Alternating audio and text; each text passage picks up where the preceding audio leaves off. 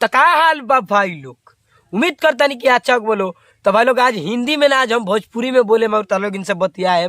तो फाइनली भाई लोग ये हमारे ब्लॉग चैनल देखा तर पर हमेशा हिंदी में आएला, लेकिन आज भोजपुरी में बोले ये लिए कि हिंदी में ही बात मजा ना भाई।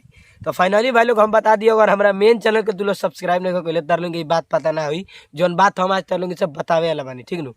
तो बात ये बाटे जे गजियापुर मोड़ चोरमा, ठीक नु, काजल राज आवे वाला बड़ी। अगर तू हमारा अड़ोस पड़ोस के होखब तो ये बात तारा मालूम ना हुई भाई, या फिर रौरा मालूम ना हुई भैया, तो ये बात हम लोग से बता दी कि काजल राज है 25 तारीख के, ठीक नु, 25/10/2022, यानी कि कल ये वीडियो हम आज डालता नहीं, वो कल आवे बाड़ी।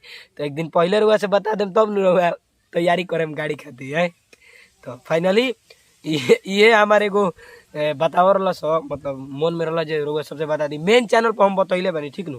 अगर नहीं खे किन तो काजल राज की है स्क्रीन वीडियो स्क्रीन पर चलता, सुन ली लो। नमस्ते प्रणाम, मैं हूँ काजल राज। तो बहुत खुशी का बात है, मैं आ रही हूँ 25 तारीख को चोरमा टाड़ी मोड़ संतोष यादव जी के माध्यम से 6 बजे से लेके 8 बजे तक रात को। तो आप सब आइए, प्रोग्राम का आनंद लीजिए, ढेर सारा प्यार दुलार दीजिए। जय माता दी। सुन लेनी लो, सुन लिया लो। हाँ तो यहाँ तरीका आज रउआ सब आई, या फिर हमारा से मिलल चाहता नहीं, या फिर मैंने एड्रेस पता ना हो तो हमारा से भी संपर्क करी। डिस्क्रिप्शन में हमारे इंस्टा आई डी बाटे, ठीक नु, छोटू बेदर्दी इंस्टा आई डी हो।